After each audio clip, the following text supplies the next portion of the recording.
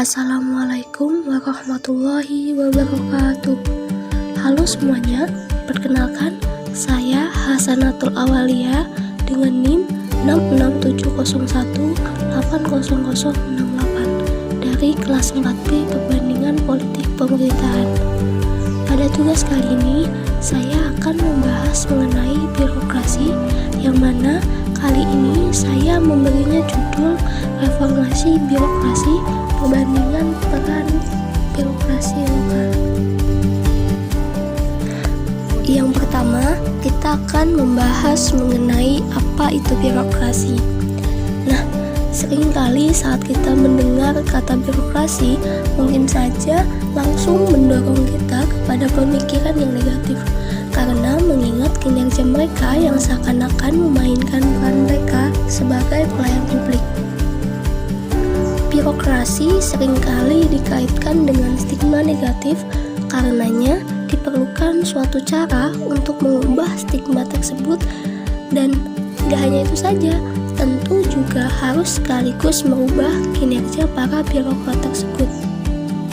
Akan tetapi, perlu diingat kembali memang birokrasi pemerintah negara adalah pemegang peran yang sangat strategis akan keberlangsungan pemerintahan yang baik, atau yang sering kita kenal dengan good governance. Nah, lalu bagaimanakah cara memperbaiki kinerja pada birokrat yang seringkali menghasilkan kinerja yang buruk? Salah satunya yakni dengan melakukan reformasi birokrasi. Apa sih reformasi birokrasi itu? Reformasi birokrasi merupakan upaya untuk melakukan pembaharuan dan perubahan yang mendasar pada penyelenggaraan sistem pemerintahan untuk menjadi lebih baik lagi, dimulai dari sistem pelayanan yang baik. Dapat dipahami pula bahwa pelayanan publik merupakan serangkaian aktivitas yang dilakukan oleh pemerintah dalam sistem birokrasi yang bertujuan untuk melayani dan memenuhi kebutuhan masyarakat. Adapun reformasi pelayanan publik pada dasarnya bertujuan untuk memperbaiki dan meningkatkan kualitas pelayanan publik.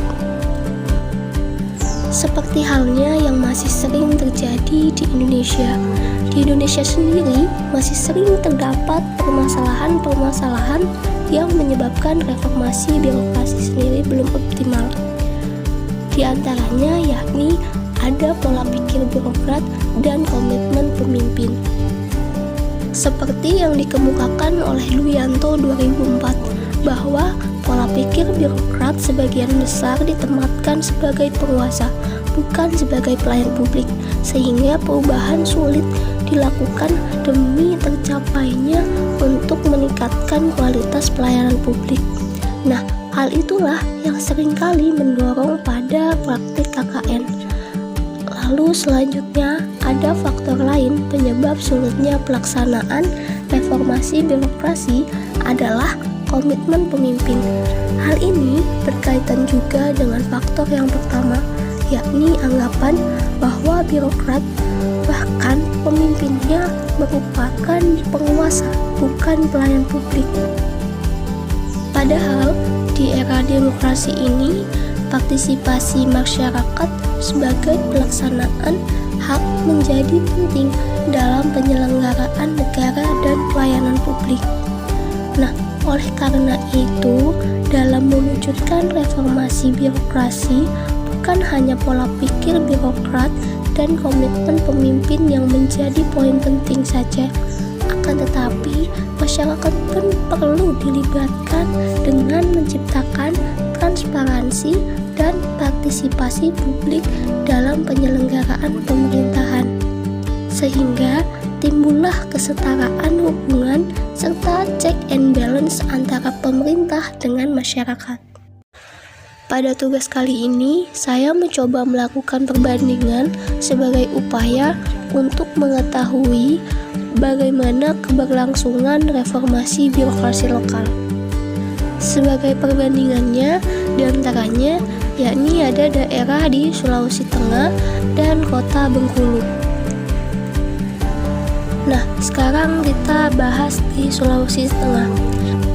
Jadi, di Sulawesi Tengah ini penerapan birokrasinya masih mengacu pada kebiasaan-kebiasaan yang dulu dilakukan oleh para birokrat sebelumnya. Jadi, kebiasaan-kebiasaan yang dulu terjadi masih mengakar di Sulawesi Tengah. Hal ini karena adanya keterbatasan dan kesulitan dalam mengakselerasi kerangka baru atau aturan dalam aktivitas tugasnya, karena aspek sumber daya manusia dan rule-driven penggeraknya belum berubah secara total, sehingga mentalitas lama yang ada pada setiap wajah aparatur daerah masih bergelayut dengan amannya.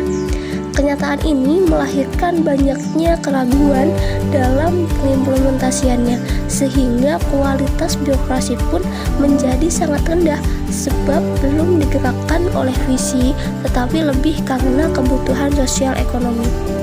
Jadi intinya di daerah Sulawesi Tengah ini birokrasinya belum sepenuhnya menerapkan reformasi birokrasi atau perubahan yang mendasar.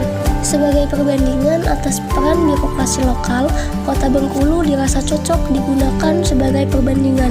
Meski pernah termasuk di zona merah dalam laporan kinerja pelayanan publik Kementerian Pemberdayaan Aparatur Sipil Negara atau ASN, reformasi birokrasi Kemenpan RB. Hal ini terjadi dikarenakan pejabat yang melayani cenderung tidak memahami tugas pokok dan fungsinya. Nah, sekarang Kota Bengkulu mulai bangkit dengan membangun Mall Pelayanan Publik. Mall Pelayanan Publik ini dibangun sebagai upaya untuk memperbaiki pelayanan publik di Kota Bengkulu. Tujuan dari adanya pelayanan publik ini untuk memberikan kemudahan dalam urusan bidang pelayanan, kecepatan transaksi, agar memberikan kenyamanan masyarakat yang melakukan pelayanan. Jadi, dapat ditarik kesimpulan jika Kota Bengkulu sudah mulai terbuka dalam menerapkan reformasi birokrasi. Jadi, kesimpulannya, dalam mengevaluasi kualitas pelayanan tidak hanya ditentukan oleh pemerintah saja, namun juga ditentukan oleh masyarakat. Alasannya karena selama ini kita selalu berfokus pada kewajiban pemerintah sebagai penyelenggara negara dalam mewujudkan pelayanan publik yang prima. Namun, kita kerap lupa terhadap hak masyarakat, yaitu partisipasi. Jadi, demi berlangsungnya reformasi birokrasi di Indonesia, partisipasi masyarakat sangat penting untuk dilibatkan. Mungkin sekiranya itu saja yang dapat saya sampaikan, kurang lebihnya mohon dimaafkan, semoga bermanfaat, terbuka untuk kritik dan sarannya, dan wassalamualaikum warahmatullahi wabarakatuh.